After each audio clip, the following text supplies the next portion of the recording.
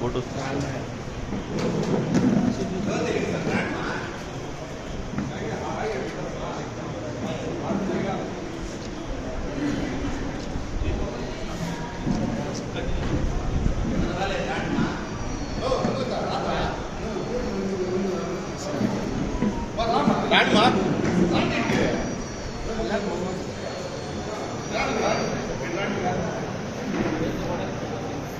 ఇట్రాండి ఇక్కడ రండి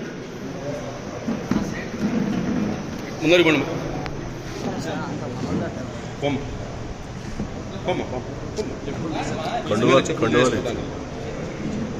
కండువాలు ముందరికి కొండ రాహుల్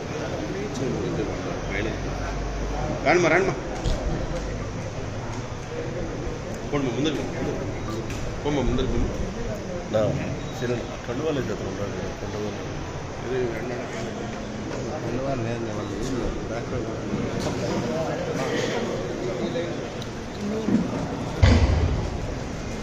మీరు చేతులు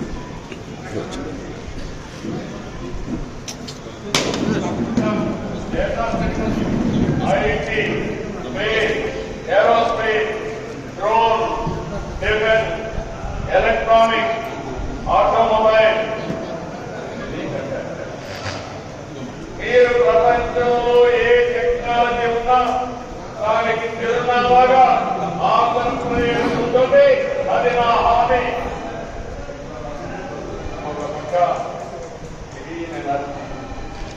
ఎన్యూబుల్స్ కూడా ముందుకెళ్తున్నాం.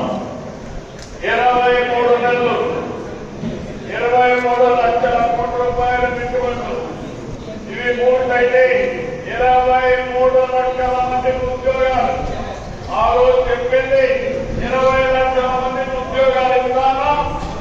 ఇప్పటికే మనం చెప్తున్న ఎంఓయూలన్నీ పూర్తి చేస్తే 23 లక్షల ఉద్యోగాలు వస్తాయి. నేను మాట చెప్పడం కాదు, ఇప్పటికే మీరు చూస్తే 282 ఎంఓయూని కార్యరూపం చేశాం.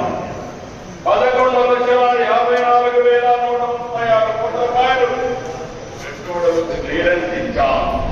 10,37,067 ఉద్యోగులకి నాంది పలికాం. ఈ రోజు మీరు ఒక్కసారి ఆలోచిస్తే energy, information technology, food processing, ఒకటిగా అన్నింటిలో కూడా ప్రభుత్వం ముందుకు వెళ్తా ఉంది. ఒక పక్క భూములు వచ్చింది, పుట్టపర్తి కేంద్రంగా కూడా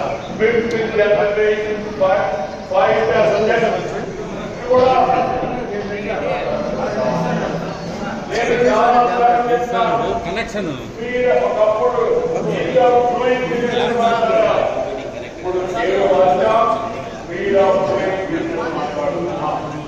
36 రోజుల్లో కేంద్రం ఇండికేట్ ఇచ్చిన తర్వాత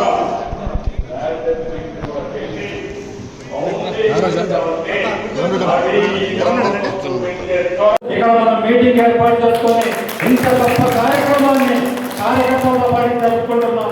బాగా ఆలోచించండి. రాబోయే కాలంలో తెలుగుదేశం పార్టీ ఇంకా ఎన్నో తరాలు మన చంద్రబాబు నాయుడు గారి ఆధ్వర్యంలో అయితేమి, మన యువ నాయకుడు లోకేష్ బాబు ఆధ్వర్యంలో ఇంకా ప్రజలకు సేవ చేసే విధంగా మనం తెలుగుదేశం పార్టీని తయారు చేసుకోవాలి. ఈరోజు సామాన్య కార్యకర్త ఒక మండల ప్రెసిడెంట్ మహిళను పార్లమెంట్ బ్యూరోలోకి తీసుకున్న చరిత్ర తెలుగుదేశం పార్టీ. ఒక క్లస్టర్ ఇన్ఛార్జ్ గా పనిచేస్తున్న, మంగళగిరిలో పనిచేస్తున్న ఒక వ్యక్తిని పార్లమెంట్ బ్యూరోలోకి తీసుకున్న చరిత్ర తెలుగుదేశం పార్టీది. సామాన్య కార్యకర్తకు ఎవరో రికమెండేషన్ లేకుండా పార్టీ అధ్యక్షులకు కానీ పార్టీ ప్రధాన కార్యదర్శి కానీ డైరెక్ట్ గా కలుసుకొని మన సమస్యలను కానీ, మన నియోజకవర్గ సమస్యలను కానీ, మన గ్రామ సమస్యలను కానీ వివరించుకునే ఏర్పాటు చేసే పార్టీ తెలుగుదేశం పార్టీ. అలాంటి తెలుగుదేశం పార్టీలో ఒకటి ఓడించే 2 చోట్ల ఏదన్నా బాధ జరగచ్చు, కానీ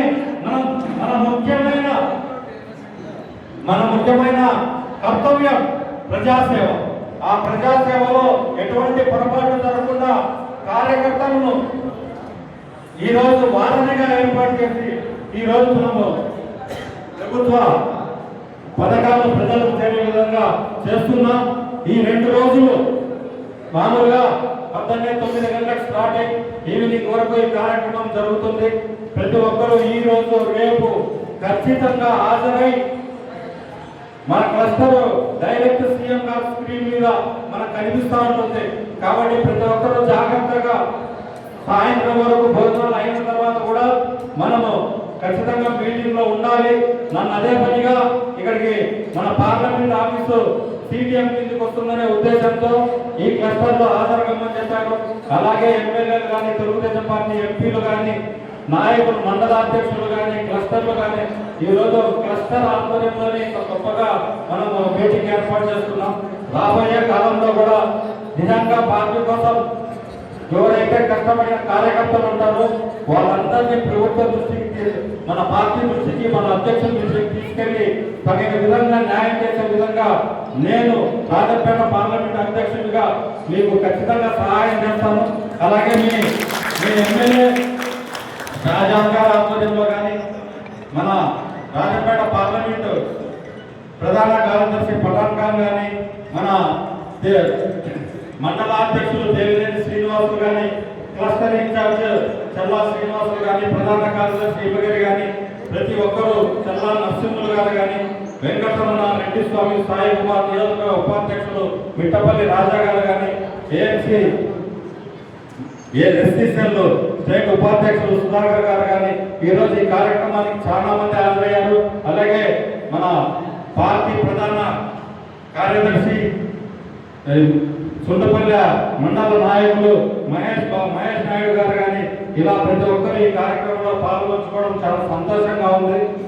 ఒకటైతే చెప్తున్నాను, అందరికీ మనది కోటి కార్యకర్తల పార్టీ. అందరికీ ఒక రోజు పని జరగచ్చు, ఒక రోజు జరగకపోవచ్చు. కానీ మీ అండతో ఈరోజు చంద్రబాబు నాయుడు గారు ఆంధ్రప్రదేశ్ రాష్ట్ర ముఖ్యమంత్రిగా దాదాపు 4.5 కోట్ల మంది ప్రజలకు సేవ చేస్తున్నారు. మన నియోజకవర్గంలో జరిగే సేవ అంతా మీ కార్యకర్తల బలం మీద తెలుగుదేశం పార్టీ అధ్యక్షునిగా ఈరోజు ముఖ్యమంత్రిగా ఇంతమంది కోట్ల మందికి సేవ జరుగుతుంది. మనకి ఈరోజు న్యాయం జరిగినా జరగకపోయినా రాబోయే కాలంలో ఖచ్చితంగా ఫస్ట్ 2 ఏళ్ల టర్మ్ అయిపోయింది, ఇంకా 3 ఏళ్ల టర్మ్ ఉంది. ఖచ్చితంగా కష్టపడిన ప్రతి కార్యకర్తకు తెలుగుదేశం పార్టీ న్యాయం చేస్తుంది. లోకేష్ బాబు గారు న్యాయం చేస్తారు. రాబోయే కాలంలో కూడా అందరికీ న్యాయం జరిగే విధంగా మనం రాజంపేట పార్లమెంటులో 7 నియోజకవర్గాలలో ప్రతి కార్యకర్తకు న్యాయం జరిగే విధంగా మనం అందరం ముందరికి పోదాం. ఈ రోజు రేపు కార్యకర్తలు చంద్రబాబు నాయుడు గారు ఏదైతే ఆదేశించారో ఆ కార్యక్రమాలను పూర్తిగా ప్రతి ఒక్కరూ క్రమశిక్షణతో ఈ రోజు ఇక్కడ ఉండి కార్యక్రమాన్ని విజయవంతం చేయాలని మనస్ఫూర్తిగా కోరుకుంటూ మన లోకేష్ బాబు గారు మాట్లాడుతున్నారు. ఖచ్చితంగా దాన్ని మనం వినాలి.